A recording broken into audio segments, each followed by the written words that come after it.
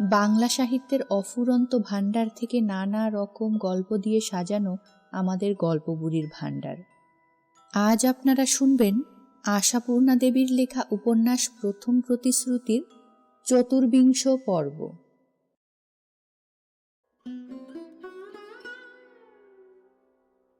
হারিয়ে যাওয়া সত্য যখন বাড়ি ফিরল তখন সন্ধে হয়। একটা ভাড়াটে ঘোড়ার গাড়ি থেকে নামল সত্য, সঙ্গে একটি গিন্নিবান্নি বিধবা। তুমি একটু দাঁড়াও বাছা, গাড়োয়ানটাকে আগে বিদেয় করি বলে সত্য ভিতরে ঢুকে আসে। সুহাস তখন এ জানালা ও জানালা করে ছটফটিয়ে বেড়াচ্ছে। নবকুমার নিতাইয়ের বাড়ি থেকে ফেরেনি। সত্যকে দেখেই সুহাস প্রায় চেঁচিয়ে ওঠে, পিসিমা! সে স্বরে অভিযোগ। সত্য ব্যস্ত কণ্ঠে বলে, হবে, জবাবদিহি হবে।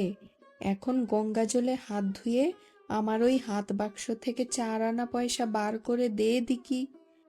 গাড়ির কাপড়ে আর বাক্সটা ছোঁবো না। আঁচলের গিট খুলে চাবিটা ফেলে দেয় সত্য সুহাসের সামনে। সুহাস স্বল্পভাষিনী, নেহাত অস্থির হয়েই চেঁচিয়ে উঠেছিল। আর কথা বলে না, নিঃশব্দে আদেশ পালন করে। শুধু অলক্ষ্যে বারবার দেখে নেয় সত্যকে, রহস্যময়ী সত্যকে। গাড়ির ভাড়া দিয়ে গাড়োয়ানকে বিদেয় করে সত্য সেই মেয়ে মানুষটিকে বলে, নাও বসো, হাতে মুখে একটু জল দাও, একটু মিষ্টি মুখ করো, তবে যেও। মেয়ে মানুষটি হৃষ্টচিত্তে বলে, আবার মিষ্টি কেন মা? তোমার ঘরদোর দেখলাম, চিনে গেলাম, এই ঢের। তোমার মিষ্টি কথাই মিষ্টি মা, শুনলে শরীর শীতল হয়। তা হোক, তুমি আমার জন্য এতটি করলে, একটু মিষ্টি জল না খাইয়ে ছাড়বো না। বলে সত্য ফট করে গায়ের সিল্কের চাদরটা রেখে কলের ঘরে ঢুকে কাপড়টা সেমিজটা কেচে ফেলে ভিজে কাপড়েই ভাড়ার ঘর থেকে 2টো নারকেল নাড়ু বের করে 1 ঘটি জল দিয়ে খেতে দেয়। মেয়ে মানুষটি বিদায় নিলে সত্য শুকনো কাপড় পরে ঘরে এসে বসে সুহাসকে উদ্দেশ করে বলে, তারপর আমার নামে হুলিয়া বেরিয়ে গেছে বোধ হয়। সুহাস অন্যদিকে ঘাড় ফিরিয়ে বলে, হুলিয়া আবার কি? পিসে মশাই অস্থির হয়ে বেরিয়ে গেলেন এই পর্যন্ত। এই একদিনেই তোর পিসের কাছে আমার সব কীর্তি ফাঁস হয়ে গেল দেখছি। পাঠশালার খবরটা এ যাবৎ চেপে চুপে ছিলাম। সুহাস বোধ করি আজকের সুযোগে তার মনের সন্দেহটা প্রকাশ করে বসে। মুখ তুলে ঝপ করে বলে ফেলে, তা চাপাচাপি কি ভালো? এদিকে তো তোমরা নিজেরাই বলো স্বামী মেয়ে মানুষের দেবতা। সত্যর মুখে আসছিল বলে, তোর যে দেখি স্বামী না হতেই স্বামী ভক্তি। কিন্তু সামলে নেয়। কে জানে মেয়েটার কপালে স্বামী আছে কিনা। নিরুপায় বুদ্ধিহীন মা তো কুমারী মেয়েকে বিধবা পরিচয় দিয়ে তার ভবিষ্যতের পায়ে কুরুল মেরে রেখে গেছে। এই রূপের ডালি মেয়ে, সভ্য নম্র, লেখাপড়ায় কত চার, এ মেয়েকে যে স্বামী পেত সে তো ধন্য হতো। কিন্তু হয়তো দুঃখিনীর ভাগ্য দুঃখেই যাবে। তবু মনে স্থির করে রেখেছে সত্য শেষ অবধি লড়বে মেয়েটার জন্য। তাই না ব্রহ্মজ্ঞানীদের সম্পর্কে ঔৎসুক্য সত্যর, তাদের সঙ্গে চেনা জানার বাসনা। ব্রহ্মজ্ঞানীরা নাকি খুব উদার। বাল বিধবা মেয়ের বিয়েতে নিন্দেও নেই তাদের। সত্য প্রথমে ভেবেছিল সত্য ঘটনা প্রকাশ করে দেবে সুহাসের কাছে, কুমারী পরিচয়েই স্কুলে ভর্তি করে দেবে তাকে। কিন্তু 7-5 ভেবে সেই ইচ্ছে স্থগিত রাখতে হয়েছে। প্রথম তো এত বড় আইবুড়ো মেয়ের কৈফিয়ত অনেক, জাত যাওয়ার প্রশ্নও আছে। তা সে হয়তো সত্য তার ন্যায় ভাষণের জোরে একরকম করে মানিয়ে নিত। গরিবের মেয়ের বিয়ে দিয়ে দিতে পারে না সমাজ, জাতটা নিয়ে নিতে পারে, এ তর্ক তুলত। কিন্তু বাধা অন্যদিকেও। এত বড় নিষ্ঠুর সত্য প্রকাশ হয়ে পড়লে মাকে কি ভাববে সুহাস? কোনো দিনই কি প্রাণ থেকে ক্ষমা করতে পারবে মাকে? যখন শুনবে কেবলমাত্র নিজের সুবিধার্থে মা তার কপালে দুর্ভাগ্যের ছাপ দেগে রেখে দিয়েছে, আজন্মকাল খাওয়া পরা থেকে বঞ্চিত করে রেখেছে, মা কি নিতান্ত ছোট হয়ে যাবে না তার চোখে, স্বার্থপরতার নির্মমতায়? সে যে মরার উপর খাড়ার ঘা। আর যদি মাকে সে দেবীর আসনের বেদিতে বসিয়ে রেখে থাকে, বিশ্বাসের, ভালোবাসার, ভক্তির নড়চড় না হয়, তাহলে হয়তোবা সত্যকেই সন্দেহ করে বসবে, ভাববে সত্যই এখন তার বিয়ের সুবিধে করতে। এই সব ৭-৫ ভেবেছে সত্য সুহাসের সম্পর্কে। ভেবেছে থাক, আরও একটু জ্ঞান বুদ্ধি বাড়ুক, সত্যি মিথ্যে বোঝবার চোখ হোক, তখন দেখা যাবে। তাই এখন ওদিক দিয়ে না গিয়ে সত্য দোষ মেনে নেওয়ার ভঙ্গিতে বলে, স্বামী দেবতা এ কথা শুধু আমরা কেন, ত্রিজগতের সবাই বলে। কিন্তু দেবতার অসন্তোষ ঘটানোও তো দোষের রে। আমি পাঠশালা খুলে গুরুমশাইগিরি করছি শুনলে তোর পিসে অসন্তোষের পরাকাষ্ঠা করবে বই তো না। অনর্থক রাগিয়ে দিয়ে লাভ, তাকেই মনে যন্ত্রণা দেওয়া। আর না বুঝে সুঝে দুম করে যদি বারণ করে একটা দিব্যি দিলেশা দিয়ে বসে, তাতেও তো বিপদ। সুহাস একটু চুপ করে থেকে আসতে বলে, তা পিসে মশাই যাতে রাগ করতে পারেন সে কাজ তোমার না করাই উচিত। সত্য সুহাসের এই সৎ বিবেচনার কথায় খুশি হয়, তবে সত্য মনে মনে একটু হাসে, ভাবে তাই যদি উচিত হতো, তুই কোথায় থাকতিস বাপু?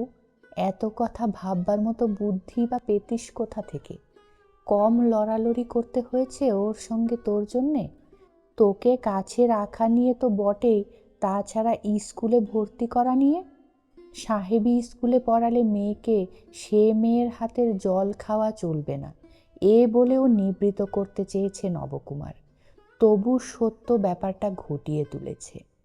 মনে পড়ে গেল সত্যর সেই কথাটা, এই উচিত অনুচিতের প্রসঙ্গে। মুখেও আসছিল, সামলে নিল, মৃদু হেসে বলল, তুই তো দেখছি অনেক শিখে ফেলেছিস। হ্যাঁ বলেছিস ঠিক, উচিত নয়। কিন্তু দেখ, সব নিয়ম সব ক্ষেত্রে খাটে না। কত স্বামী হরিনামে অসন্তুষ্ট হয়, হরিনাম শুনলে জ্বলে ওঠে, তা বলে তার স্ত্রী করবে না হরিনাম? তবে আবার তার কানের কাছে খোল পিটিয়ে নাম সংকীর্তন করাও ভালো নয়। আসল কথা, যে কাজটা করতে যাচ্ছ আগে দেখবে সে কাজ ভালো কি মন্দ, সেই বিবেচনাটুকু রাখতে হবে। তারপর যতটা পারা যায় কাউকে না চটিয়ে সে কাজকে সামলে নিয়ে উদ্ধার করা।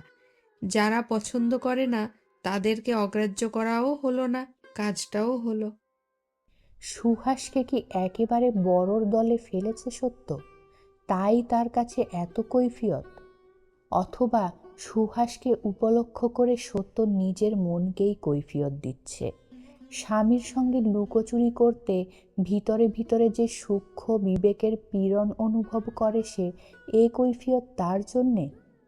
সুহাস অবশ্য নিজেকে বড়ই ভাবে, পুরো একটা মানুষই ভাবে, তাই সত্যর কৈফিয়ত শুনেও আবার মতামত ব্যক্ত করতে সাহসী হয়। আর সত্যর কাছে আর যাই হোক সাহসী হতে বাধা নেই, তাই আস্তে বলে, আমার তো মনে হয় হরিনামটা ভালো কাজ, সেটা বুঝিয়ে দিয়ে। সত্য হেসে ওঠে, বলে, খুব কম বয়সে আমিও তোর মতো করেই ভাবতাম সুহাস, সব কিছু নিয়ে লড়াই করতাম, তক্ক করে অপরকে বুঝিয়ে ছাড়বার চেষ্টা করতাম। কিন্তু এখন বয়স বুদ্ধি বাড়ার সঙ্গে সঙ্গে এইটা বুঝেছি, অবিরত লড়াইয়ে কেবল শক্তি ক্ষয়। কাজের জন্যে যে শক্তি থাকা দরকার সে শক্তির অনেকটা যদি তর্কেই খরচ করে ফেলি, তবে কাজটায় যে ঝিমিয়ে যাব।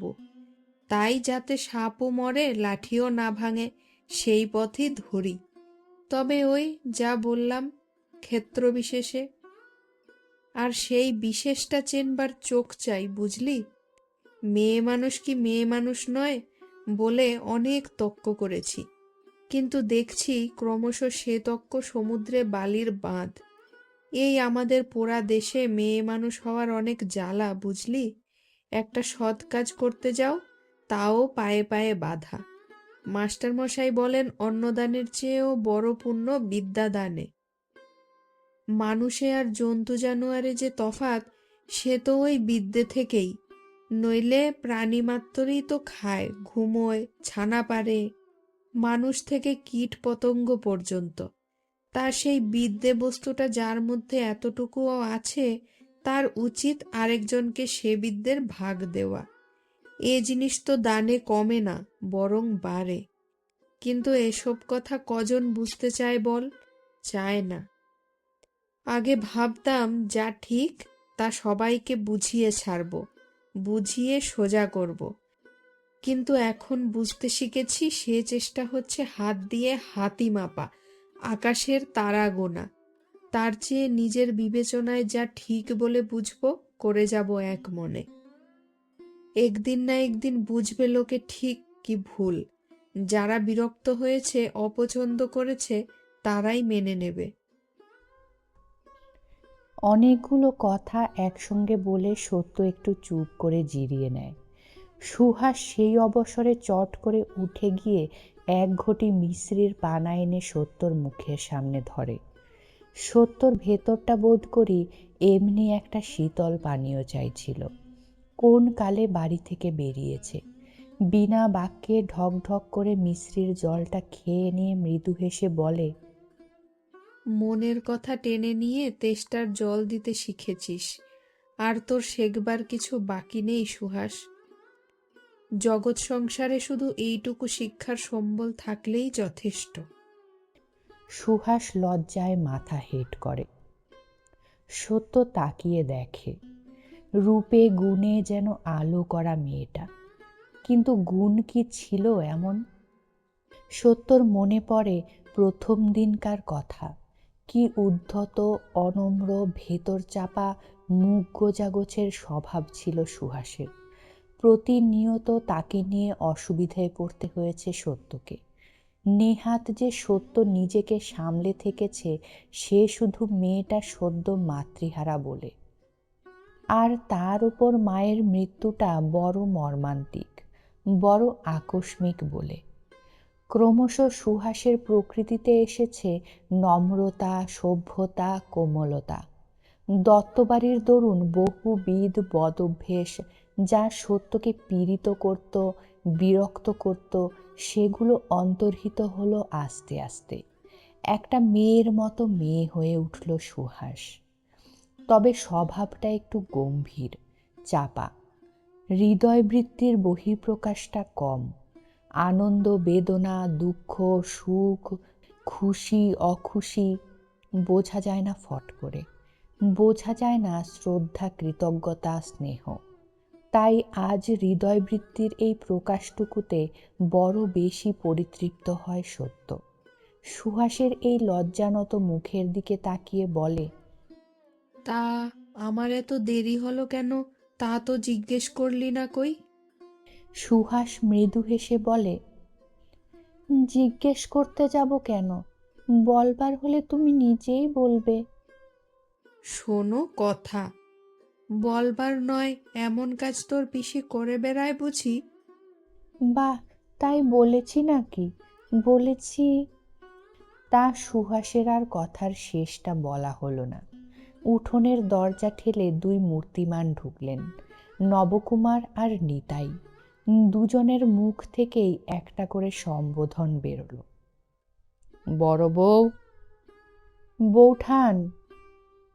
সত্য মাথার কাপড়টা একটু টেনে উঠে দাঁড়ায়। নবকুমার বসে পড়ে। বসে পড়ে বলে, কি ব্যাপার তোমার বড় বউ? ভর দুপুরে রোজ তুমি যাও কোথায়? আজই বা এতক্ষণ ছিলে কোথায়? তোমার এসব রীতিনীতি ভালো ঠেকছে না আমার। সত্য এক মুহূর্ত নবকুমারের সেই বিপর্যস্ত মূর্তির দিকে তাকিয়ে একটু মুখ টিপে হেসে বলে, তাই বুঝি? আমার রীতিনীতার ভালো ঠেকছে না তোমার? সত্য হাসছে। তার মানে হয় তার মনে কোনো অপরাধ বোধ নেই, নয় সে পাক্কা ঘুঘু। নিতাইয়ের জ্ঞান থাকে না যে সে হাঁ করে সেই চাপা হাসিতে উজ্জ্বল অর্ধাবগুণ্ঠিত মুখের দিকে তাকিয়ে আছে, এবং রীতিনীতির দিক দিয়ে সেটাও খুব শোভন নয়। নবকুমার কিন্তু এখন বিহ্বল নয়। এই এতক্ষণকার উদ্বেগ, অশান্তি, দুশ্চিন্তা সব কিছুর যন্ত্রণা তার রাগের ঝাঁজ হয়ে ফুটে ওঠে। সত্যর হাসিটা তাতে ইন্ধন যোগায়। তাই এবার তেড়ে দাঁড়িয়ে উঠে বলে, না, ঠেকছে না। আমার মনে হচ্ছে তোমার মতিবুদ্ধি মন্দ পথে যাচ্ছে। শুধু নবকুমার থাকলে সত্য দপ করে উঠত কিনা কে জানে, কিন্তু এখন সঙ্গে নিতাই।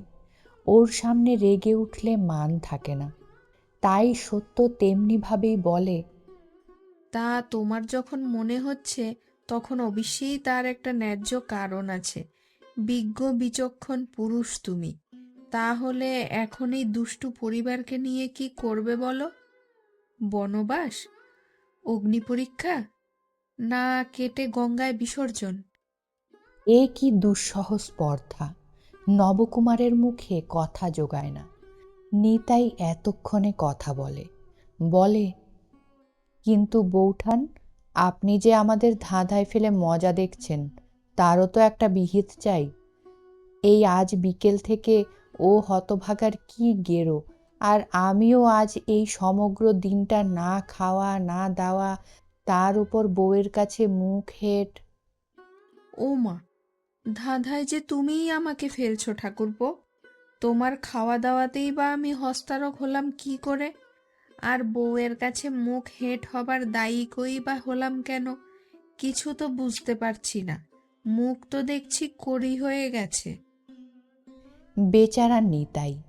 উপোস সে একেবারে সহ্য করতে পারে না। সেই উপোস আজ সারা দিন। তার উপর এত রকম কথাবার্তা, সর্বোপরি এই স্নেহবাণী। তার চোখের স্নায়ু দুর্বল হয়ে বিশ্বাসঘাতকতা করে বসে। আর সেই বিশ্বাসঘাতকতার লজ্জাটা ঢাকতে সে তার বউয়ের কাছে হেঁট হয়ে যাওয়া মাথাটা আর একবার হেঁট করে। না, এই দুটি পুরো খোকা হয়েছেন সমান। এই অবুঝপনার জন্যেই আমাকে বুড়ো বয়সে ছল চাতুরি ধরে মরতে হচ্ছে। কিন্তু তার আগে ঠাকুরপো কিছু খাও দেখি। মনে হচ্ছে বউয়ের সঙ্গে ঝগড়া করে হরি মটর চালিয়েছ আজ। সুহাস, আগে তোর ছোট পিসে মশাইকে একটু কিছু খেতে দে তো। সত্য এবার ব্যঙ্গের রূপ ছেড়ে সদয় রূপে আসে। না না, আমার কিছু লাগবে না, বলে প্রতিবাদ করে ওঠে নিতাই। সত্য মৃদু হেসে বলে, লাগবে কি না লাগবে সে কি তুমি বুঝবে? সুহাস বিনা বাক্যে দুখানি ঝকঝকে কাঁসার রেকাবে দুই পিসের জন্যেই খাবার এনে ধরে দেয়। বাড়িতে মজুদ খাবার যা হয়, দুটি নারকেল নাড়ু, খান চারেক জিবে গজা, আর এক বাটি মুড়ি। হঠাৎ নিতাইয়ের ভারী দুঃখ হয়। তার ঘরেও তো এমন কিছু অপ্রতুল নেই, অথচ এমন পরিপাটিত্ব কোনো সময় চোখে পড়ে না। এই যে নবকুমার মাঝে মাঝে যায়, কই নিতাইয়ের বউ তো কোনোদিন এক গেলাস জল এগিয়ে দেয় না। খিদে দুর্দমনীয় হলেও হাত বাড়িয়ে নিতে ইচ্ছে হচ্ছে না যেন। নবকুমারও ভারী মুখে বলে, আমার খাবার দরকার নেই। সত্য গম্ভীরভাবে বলে, তোমাদের দরকারে তো খেতে বলা হচ্ছে না, আমার দরকারেই বলা হচ্ছে। খাও, আমি বসে বসে আমার অপরাধের জবানবন্দি দিচ্ছি। অগত্যাই দুজনকে হাত বাড়াতে হয়। সত্য বলে, রোজ কোথায় যাই সে বৃত্তান্ত সুহাস জানে, ছেলেরা জানে, জানো না শুধু তুমি। জানাবো তোমাকে, তবে তার আগে কথা দিতে হবে যে কাজ করছি নিষেধ করবে না। বাহ, এ যে সাদা কাগজে সই! কাজটা ভালো কি মন্দ না জেনে। সত্য এক মুহূর্ত চুপ করে থেকে শান্ত স্থির গলায় বলে, তাকাও আমার দিকে। দু বন্ধু আছো, দুজনেই তাকাও। স্পষ্ট তাকিয়ে বলো, আমি একটা মন্দ কাজ করছি। এ সন্দেহ সত্যি আছে তোমাদের মনে? বলো, তবে আমি তোমাদের কথার উত্তর দেব। বলা বাহুল্য, দু বন্ধুর কেউই চোখ তুলে তাকায় না, বরং দুজোড়া চোখ একেবারে নতমুখী হয়ে যায়। সত্য একটু অপেক্ষা করে বলে, বুঝলাম। শোনো, রোজ দুপুরে আমি পাঠশালে পড়াতে যাই। নবকুমার এবার চোখ তোলে, চমকে, শিউরে। নিতাইও প্রায় তাই। বলে, পড়াতে? হ্যাঁ, পড়াতে। সর্বমঙ্গলা তলায় রোজ দুপুরে মেয়ে মহলের একটা আড্ডা হয়। গিন্নি মাঝ বয়সী, বউ ঝি আছে দু একজন। সাধ করে কেউ বা মায়ের ফুল বিল্লিপত্তর বেছে রাখেন, কেউ বা মালা গাঁথেন। একজন আছেন মুখে মুখে পুরাণ কাহিনী, রামায়ণ মহাভারতের কাহিনী বলেন। 5 জনে শোনে, আবার গাল গল্পও খুব চলে। এটা দেখে মাস্টারমশাইয়ের মাথায় এসে গেল। আবার মাস্টার মশাই। নবকুমারের মুখটা বিকৃত হয়ে ওঠে। সত্য সেটা দেখেও দেখল না, বলতে লাগলো, মাথায় এসে গেল, এই মেয়ে মানুষদের নিয়ে একটা পাঠশালা খুললে কেমন হয়? বৃথা গাল গল্পে সময় নষ্ট না করে খুলে দিলেন সর্বমঙ্গলা বিদ্যাপীঠ। আমায় ধরলেন পড়াতে, বললেন, গুরুকে এবার গুরুদক্ষিণা দাও, পড়াও এদের। দেখলাম কাজটা পুণ্যের, বললাম বেশ। বললাম বেশ? আমাকে একবার শুধোবারও দরকার নেই? আহা, সে অপরাধ তো 100 বার স্বীকার করছি, কিন্তু তুমি যদি দুম করে দিব্যি দিয়ে বসতে, সে ঠেলে তো আর করা হতো না। তাই মা সর্বমঙ্গলার নাম করে লেগে গেলাম। বই খাতা সেলেট সব মাস্টার মশাইয়ের খরচ। তোমার এত বিদ্যে যে মাস্টারি করতে এগো?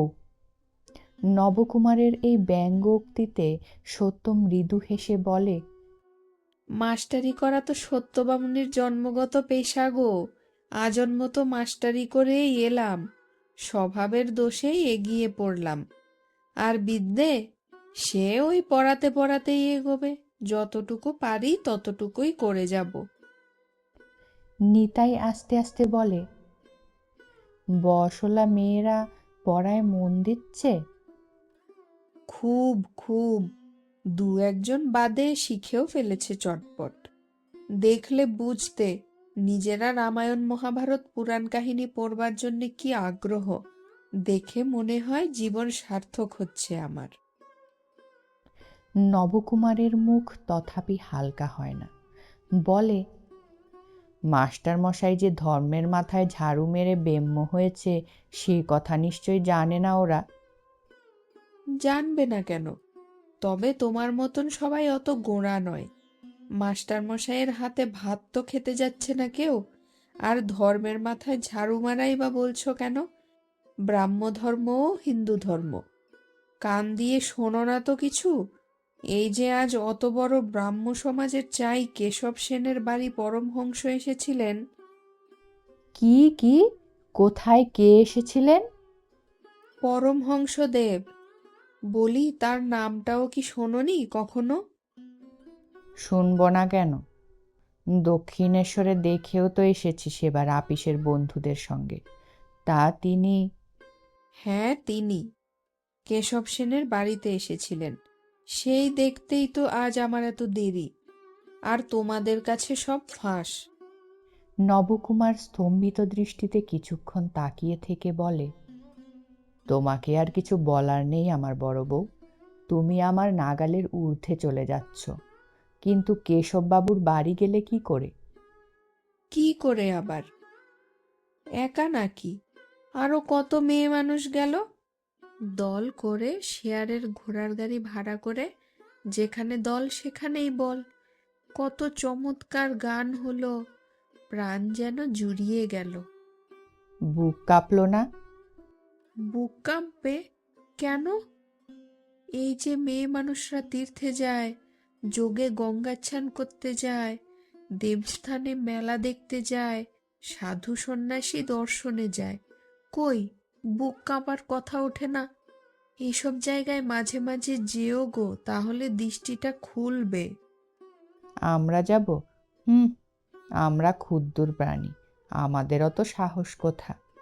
সত্য উঠে পড়ে বলে, নিজেকে 24 ঘন্টা ক্ষুদ্র প্রাণী ক্ষুদ্র প্রাণী ভাবলেই মনটা ক্ষুদ্র হয়ে যায়। ক্ষুদ্রই বা ভাবতে যাব কেন? সব মানুষের মধ্যেই ভগবান আছেন, এটা মানো তো।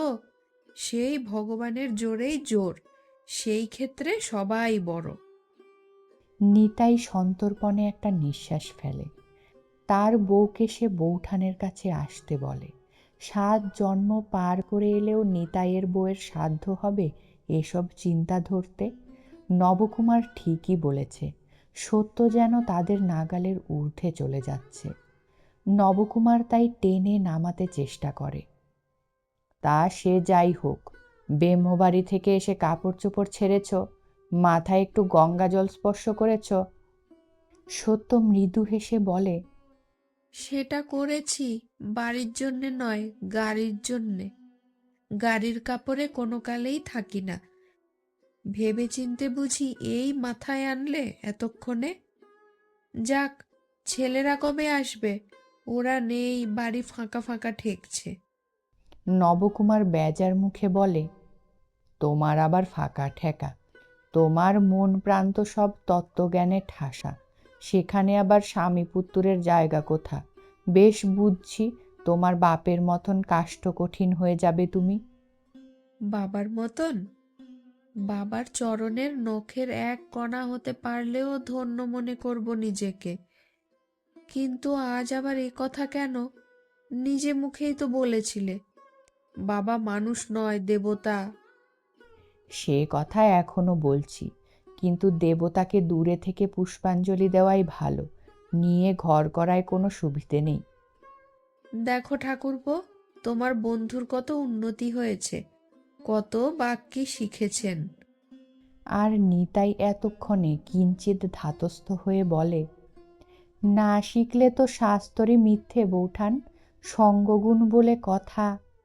কথার মাঝখানে হঠাৎ সুহাস পাশের ঘর থেকে এসে বলে, কে যেন আসছেন মনে হচ্ছে।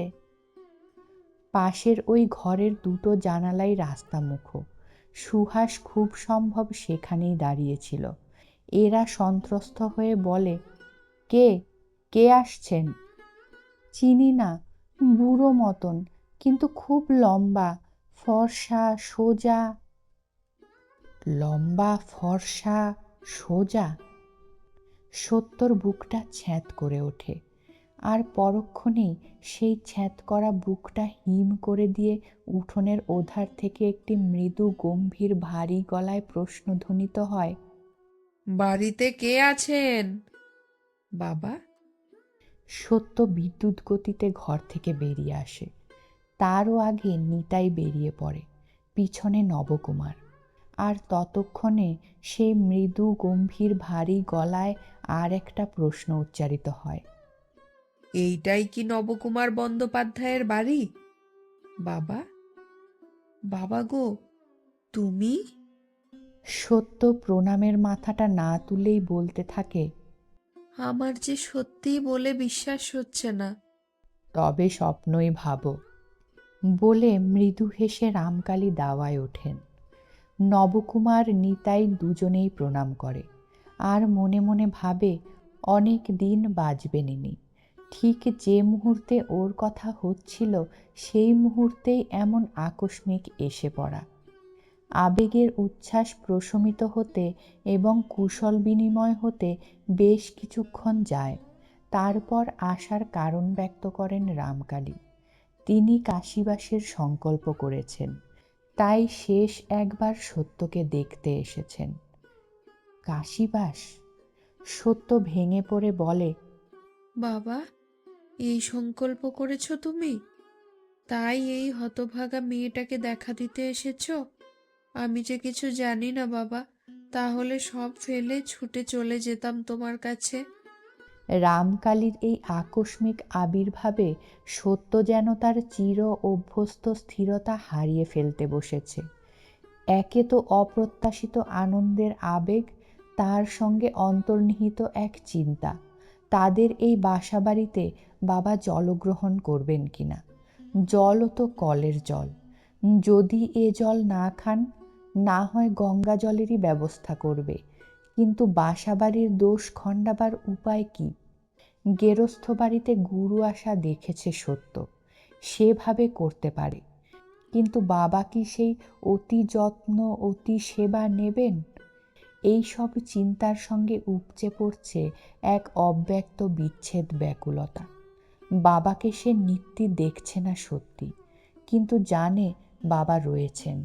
সত্যর সেই চির পরিচিত পরিবেশের মাঝখানে বাবার চির অভ্যস্ত জীবনে। কিন্তু কাশীবাস, সে যে চির বিরহের সমতুল্য। এ তো এক প্রকার মৃত্যু। কাশীবাসের সংকল্প মানেই সংসার থেকে মুখ ফেরানো। ৭-৫ চিন্তায় সত্যর কণ্ঠে এই আবেগ, এই আকুলতা রামকালী বোঝেন। তাই রামকালী এই অস্থিরতাকে ঈষৎ প্রশ্রয়ের দৃষ্টিতে দেখেন, আর মেয়ের কথার উত্তরে মৃদু হেসে বলেন, তুমি যাওনি, আমি তোমার কাছে এলাম, একই কাজ হলো। প্রণামান্তে নিতাই চলে গিয়েছিল। নবকুমার সত্যর কথা বলার সুবিধের জন্যে একটু তফাতে গিয়ে বসেছে। সত্য তাই স্ব-আক্ষেপে বলে, দুই কি আর এক হলো বাবা? সে আমি বাপের মেয়ে, বাপের কাছে গিয়ে পড়তাম, আগের ছোটটি হয়ে যেতাম, যা প্রাণ চায় বলতাম। আর এ তুমি কুটুমবাড়ি এসেছ, আমি পরের ঘরের বউ, আমার প্রতি পদে বাধা। কি বা বলবো, কি বা কইব। নবকুমার তফাতে বসলেও এত তফাতে নয় যে সত্যর বাক্যাবলী তার কর্ণগোচরিত হতে কোনো বাধা হচ্ছে। সে সহসা নৈর্ব্যক্তিক স্বগতোক্তি করে ওঠে, হায় ভগবান, প্রতি পদে বাধা, পা আরো অবাধ হলে কি যে হতো।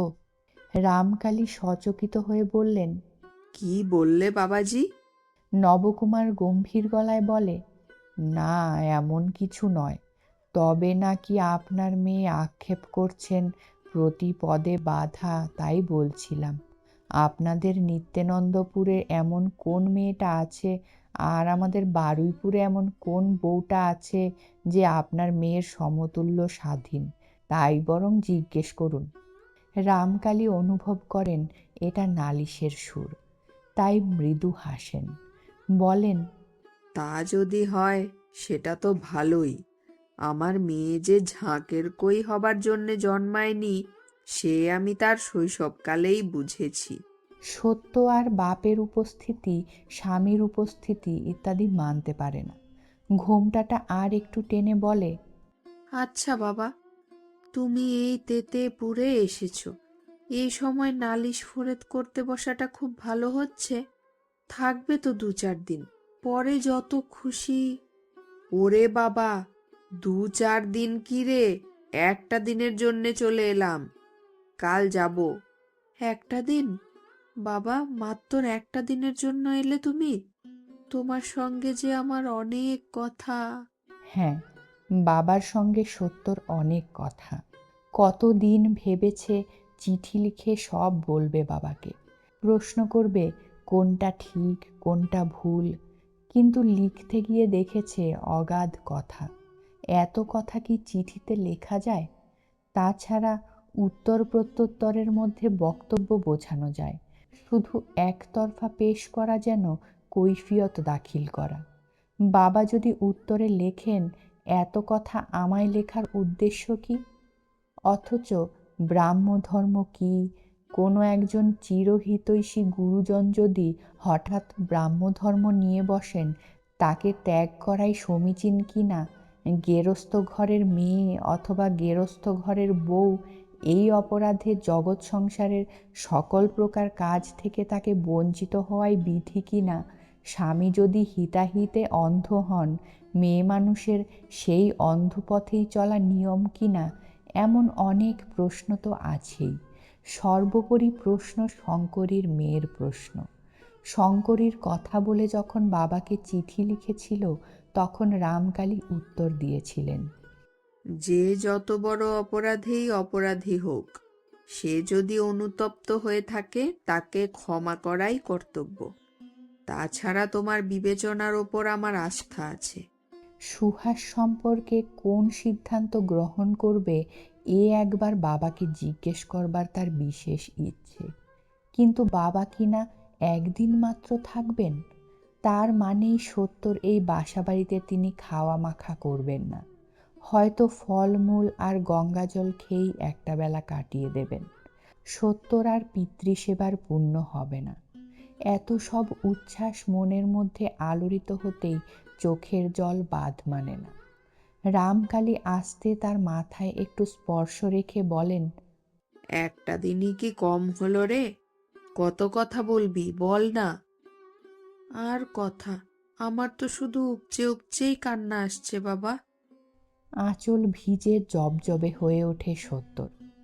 অনেকক্ষণ পরে প্রশমিত হয় সে কান্না, কথাও হয়। যত কিছু বলার ছিল সব বলে ফেলে সত্য, তার চিরদিনের ধ্রুবতারার কাছে।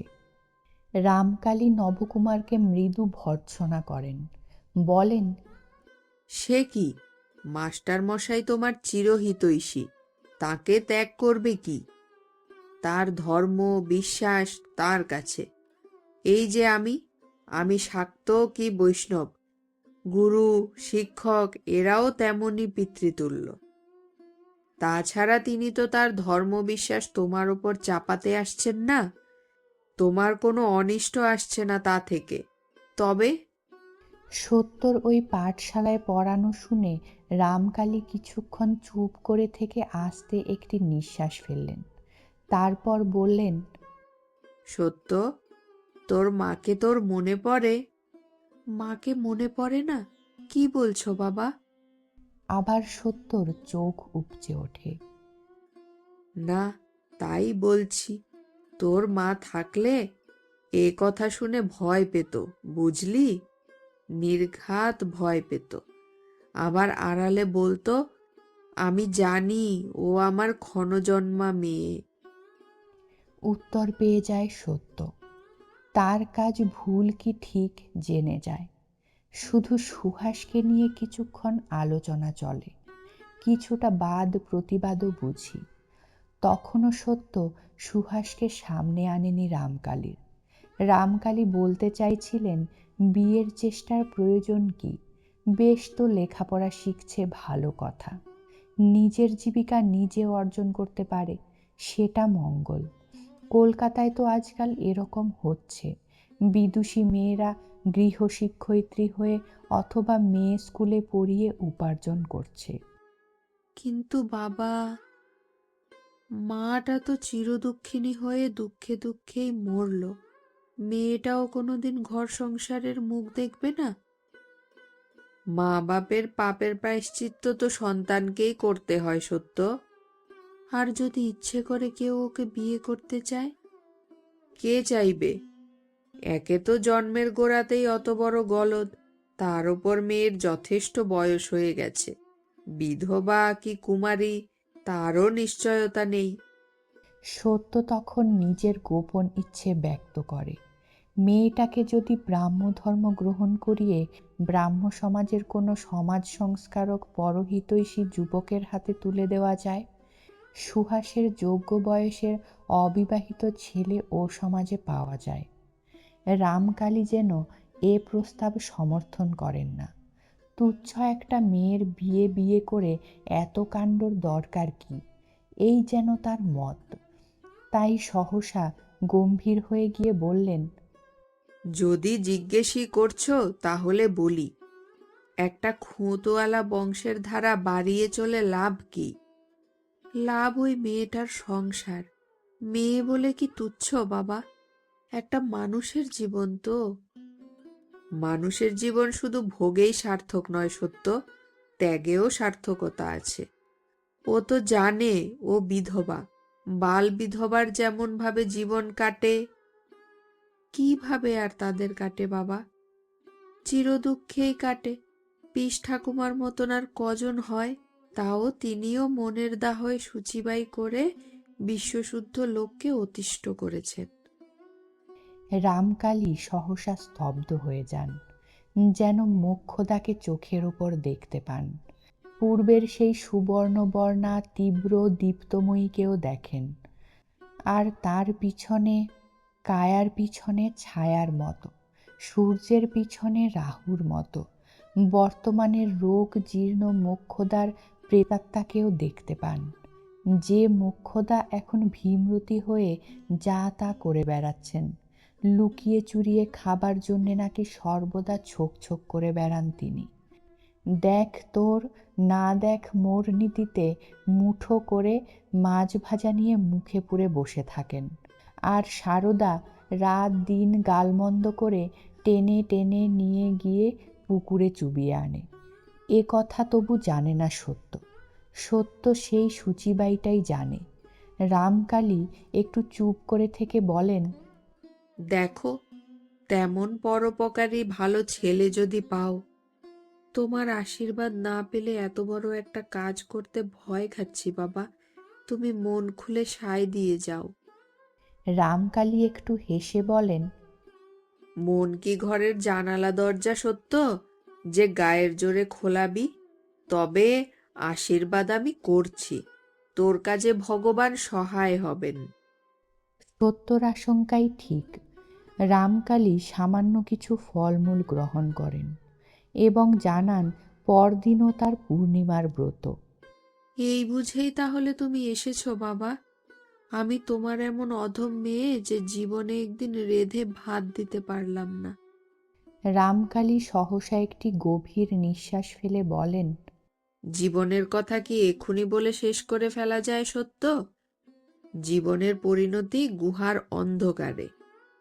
এত কথা হলো, কই সে মেয়েটাকে তো দেখলাম না। কি জানি বাবা, কি লজ্জা ঢুকেছে তার মনে, চৌকিতে পড়ে কাঁদছে।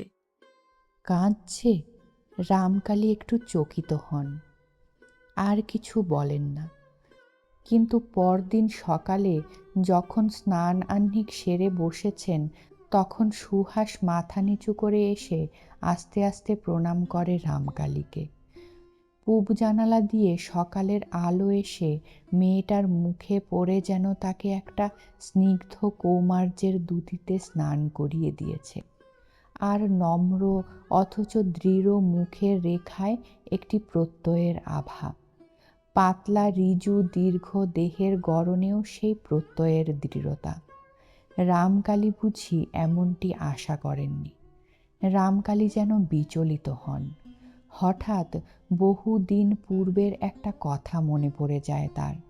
মনে পড়ে যায় পুকুর ঘাটের ধারে বসে থাকা একটা বিধবা মূর্তি। কেমন সেই মূর্তি রামকালী কি দেখেছিলেন? মাথায় হাত ঠেকিয়ে আশীর্বাদ করেন রামকালী। তারপর গম্ভীর শান্ত গলায় বলেন, সত্য, এ যে তপস্বিনী উমা। সত্য হাসি হাসি মুখে সুহাসের মুখের দিকে তাকায়। এ প্রশংসা যে তারই। সুহাস যে তার হাতে গড়া প্রতিমা। কচি নয়, শিশু নয়, 15 বছরের ধারী মেয়েটাকে কাছে এনেছিল সত্য, তার বহুবিধ অশিক্ষা, কুশিক্ষা আর চরিত্রগত বহু দোষের সমষ্টি সমেত। এই বছরে মাত্র ভেঙে চুরে গড়েছে সেই মেয়েকে। অবশ্য প্রকৃতির নিয়মে তার নিজের ভিতরেও একটা প্রবল ভাঙাগড়ায় কাজ চলেছে।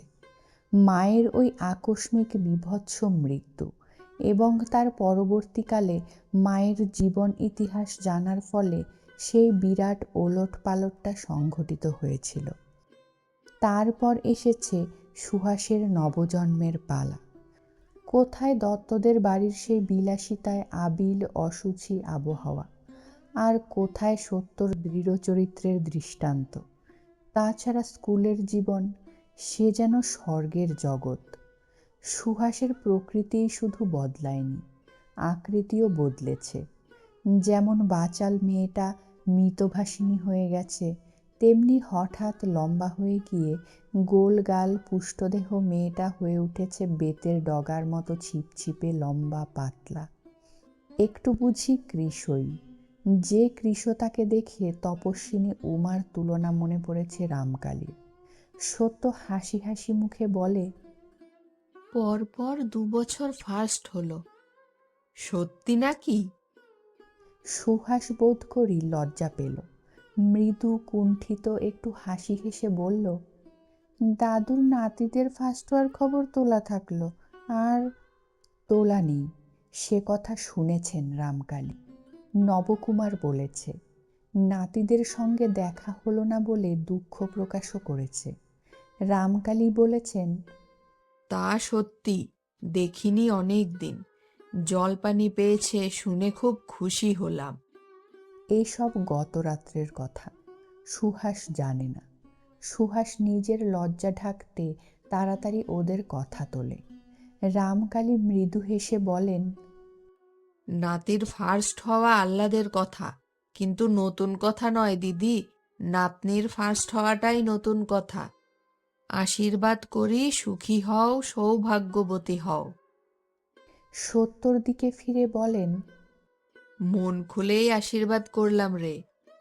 সত্যর চোখ আবার জলে ভরে আসে। বাবার কথাবার্তার ধরন বদলে গেছে।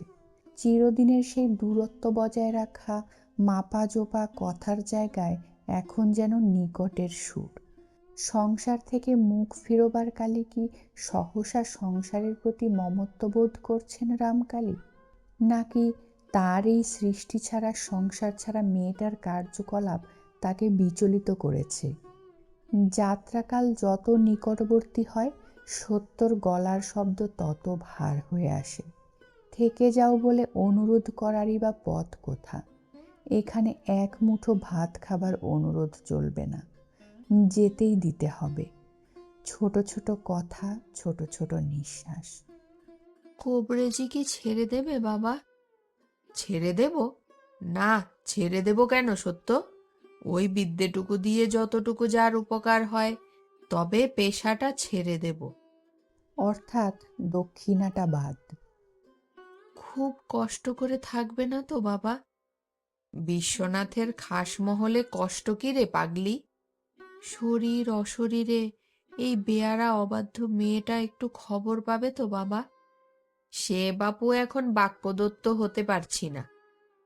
সে জানি, সে কি আর জানতে বাকি আছে আমার? নবকুমার পায়ের ধুলো নিয়ে বলে, কবে যাত্রা? এই সামনের অষ্টমী তিথিতে নৌকা ছাড়বে। নৌকো? কেন? এখন তো রেলগাড়ি চলছে। চলছে, নৌকোও তো চলে এসেছে। সে তো চলৎ শক্তি হারায়নি, ওতে একদিনে পৌঁছে যেতে। অত তাড়াতাড়িরই বা কি? মুমূর্ষ রুগী দেখতে তো যাচ্ছি না, তীর্থের পথটাই তীর্থ। পথটাকে চোখ বুজে অতিক্রম করে লাভ কি? একেবারে মা গঙ্গার কোলে চড়ে বসবো, কোলে কোলে চলে যাব। বাবা, ঠিকানা? ঠিকানা সে কি আমি এখান থেকে ঠিক করে যাচ্ছি রে? গিয়ে পৌঁছানো খবরে জানাবে তো তাহলে? এই দেখ, এ মেয়ের কেবল সত্যবন্দি করিয়ে নেবার ফন্দি। হবেই তো, যেমন নাম রেখেছ। একেবারে যাবার সময় রামকালী সহসা বেনিয়ানের পকেট থেকে দুখানি পাকানো কাগজ বার করে বলেন, এই নাও, এই দুটো জিনিস রাখো। কি এ? সত্য হাত পাতে না, চমকে তাকায়। রামকালী বলেন, একখানি তোমার জন্মপত্রিকা আমার কাছে ছিল এ যাবৎ। ও আমি নিয়ে কি করব বাবা? থাক, থাকা ভালো। আর এইটা, দেশের বিষয় আশয় যা কিছু বংশের ছেলেদেরই থাকলো। ত্রিবেণীতে আলাদা কিছু লাখরাত জমি ছিল, সেটা তোমার নামে। না বাবা, না, ও আমি চাই না। আমি তোমার মেয়ে সন্তান, শুধু স্নেহের অধিকারী। তা এটুকু সেই স্নেহেরই চিহ্ন ধরে নাও। বাবা গো, চিহ্ন দিয়ে স্নেহ বুঝবো তোমার? না বাবা, দরকার নেই আমার। সত্য হাতও পাতে না, চোখের আঁচলও নামায় না। এত কান্না বোধ করি সারা জীবনে কাঁদেনি সত্য। মা মরতেও নয়। রামকালী মুখটা ফিরিয়ে আত্মস্থ করে নেয় নিজেকে।